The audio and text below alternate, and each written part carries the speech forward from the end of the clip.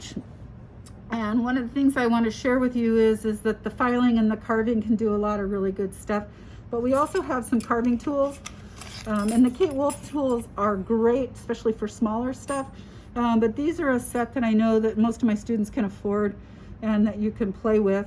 And so I just kind of want to show you on these other pieces that they have these are for carving, don't heat them, but these have the ability to give you concave surfaces. So say I wanted the top of this ring to be scalloped, where some of it is carved away on this side, and then I come around and I carve away on this side, giving you like the edge of a cheese grater or something. But you can see that these will carve material away, and then I'm going to start to get some nice variation on there. You can also carve into them and create line with it. Okay, stuff like that. These are going to work really well for something other than this angular bandering. But I do want you to try those.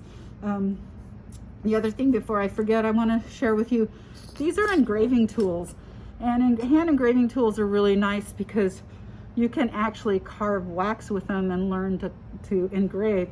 So I can take this engraving tool and I can chase a line right on down. See how I'm kind of wiggling a little bit? But it's much easier to carve wax than it is metal. But you can begin to carve into your pattern of your wax and get some really, really fine detail happening. One of the things I used to like to show people is this is a real thin line that's carving. The engravers have different widths, and so if you wanted a wider line, and so this is going to be taking away material on a smaller scale for you. And I love practicing with engraving tools and getting those nice beads, straight lines. One of the things I do like to do is, just like when you do calligraphy, if you start at an angle and you go in and then you flatten out your engraver, you can get a wider and then thinner line. I don't know if you can see that. All I see is my poor fingernail. Okay. And then if I just want it jetting off into itself. So it's kind of nice. The other thing I want to tell you is that you can use drill bits. So drilling, Wendy James did a really cool asteroid ring that she carved down, and then she went in with drill bits and ball burrs to make the crevices and stuff. So think about your design. We can talk about then which tools are going to be most appropriate for you, but I do want to share with you the wax working tools that we have here. I have a set of my own that were in here somewhere. I don't know where they are. That are a little bit bigger. But what you want to do is look at these and think of them as being just like files. And so if I want to carve just a nice straight line, this would work really well. If I want to go in and just take off a ton of material, this flat one works really well. So what you're going to do is use your flex shaft, and you're going to experiment a little bit with what it works. But what I've found that the first thing that's been the hardest for me when I first started doing this is I'm right-handed, so the flex shaft, when I run it, actually runs this way. So if I go like this, it works okay, but it works best if I pull it towards me. And then I can just go down in, and I can create that shape.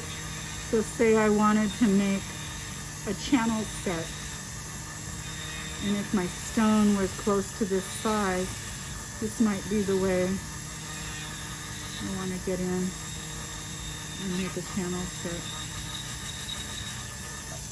But I do find that pulling it towards myself, I get a much more control over it.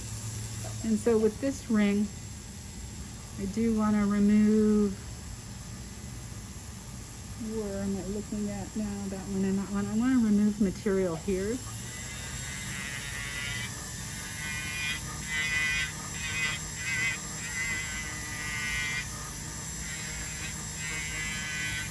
And so you may find that the burrs work really well.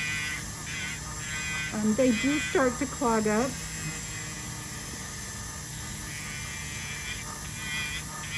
But it's a nice way to be able to remove material instead of filing if you're in a hurry. I think you do have to have some really good use of the flex shaft to have good results. The other thing is periodically these will clog up, and you should use a file card on them to clean them up. Fingernail works pretty good if it's on there. So in using these, I find pulling forward is a lot better way of doing it on it. And then I could use, this is going to change, but I could use just the end of it and start carving the end. Some grooves in here. I know all this needs to come off, so I'm okay with it. I can actually even come this way, carve down there. But in the end, to get my angular pieces, I'm going to have to go back to my file. So I want everybody to get a chance to use the burrs because they are a little faster and a little more efficient. And if you lose control and you take too much off, which maybe will happen here, I'll show you guys how to add wax back into it on our next video when I do additive process.